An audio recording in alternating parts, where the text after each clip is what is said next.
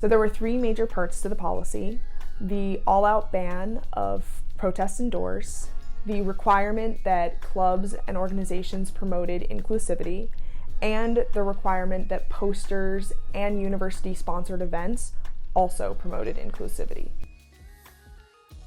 So when we first saw this policy happen, there were a lot of questions that came from the student body and from within us as writers. What does freedom of speech mean on a college campus, especially on a campus that is incredibly politically active and known for their political activism? What does free speech mean in a classroom setting? And how does it exist on a private university's campus? One thing that we needed to define was what free speech rights do we have on a private university's campus? Basically, generally speaking, college students, public college students, have the same free speech rights as anybody else. Private universities, a lot more discretion, and I think students need to understand the difference there. The American university is not a government actor, therefore, same rules don't apply. With this freedom of speech policy, we're nervous about where the line is. It's a tough call, I think, for administrators to sort of figure out what are we going to allow, what are we not going to allow, where the line is, how do we protect students, but also make sure that our campuses remain a place for robust discussion and views.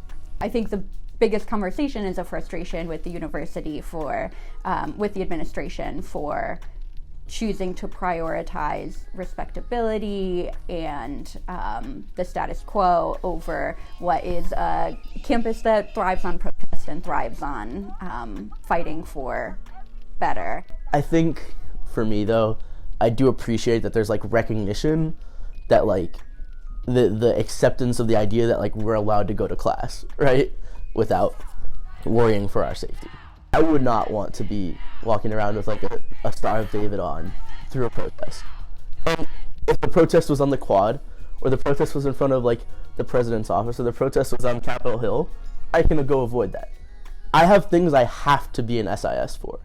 And shouldn't I have the freedom to do those things without feeling threatened or being interrupted? Yeah, I get disrupting institutions, but also we are the institution. It's not fair to disrupt the actual processes of the university that all of us are a part of because of your opinion. So the purpose of protest is to disrupt the status quo, to put pressure on those in power to respond to the needs of every person. So how I and our union view protest is as this tool that requires disruption in order to be effective. People in power are not going to make changes or adjust what they're doing if they're able to just see a protest happen, dismiss it, and keep going. There needs to be an element of disruption in order for it to be effective. Everything we do as an organization, we are about challenging power makers and decision makers. And when we don't have the freedom to do that, we can't do anything.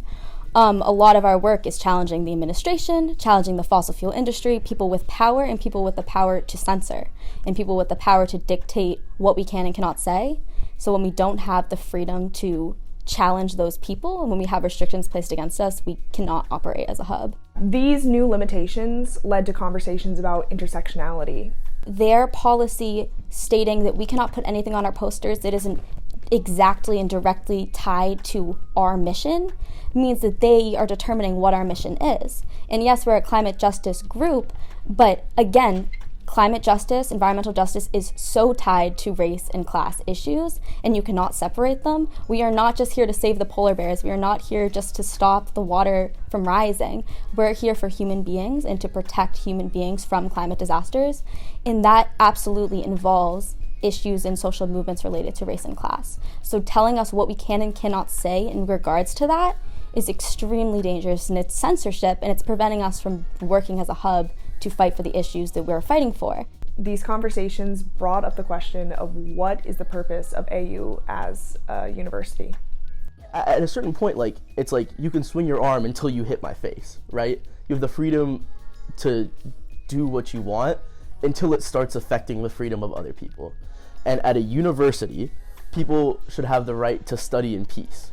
Us as a campus, our campaign, Change Cannot Wait, where we're supposed to be the new change makers and we're supposed to be developing critical thinking skills and expressing our opinions and challenging ideas, when we're not able to do that, especially on the organizational front, but just as students, we cannot be a university that functions. Free speech is not a new concept, but it's clear that our understandings of the application of it have changed. You know, we've had a long tradition in this country going back many years, but especially, you know, during the civil rights era, and as you're seeing now with the Hamas-Israel war, where we've had a long tradition of free speech that tolerates a wide variety of viewpoints, even, you know, viewpoints that some students might find controversial or abhorrent or really vile. That is something that we have historically tolerated, is what we mean by free speech. But I think what we're seeing more of on campuses nationwide, really, regardless of whether they're private or public, is that not everyone is really accepting this view these days. I think students are pushing back a lot more on this idea of speech that deeply offends or marginalizes communities. Just because people have a right to speech doesn't mean that they're, like, right. And it doesn't mean that things like that are acceptable in, like, polite society, or that it should be acceptable in our community. American University, again, going back to their Change Can't Wait campaign, their purpose is to produce leaders, produce activists, produce people that are going to go out and fight for what they believe in and make the changes that they feel need to be changed. So when an administration is silencing student voices, when they're censoring student voices, telling them what they can and cannot say, telling them what ideas are acceptable and what are not, it's an extremely dangerous precedent, because then you're sending them out into the real world without those skills. Do it in the quad. Do it in front of the president's office. No one is trying to take that away from anyone. But what we are trying to say is, like, we have a right to, like, study, right? We have a right to participate.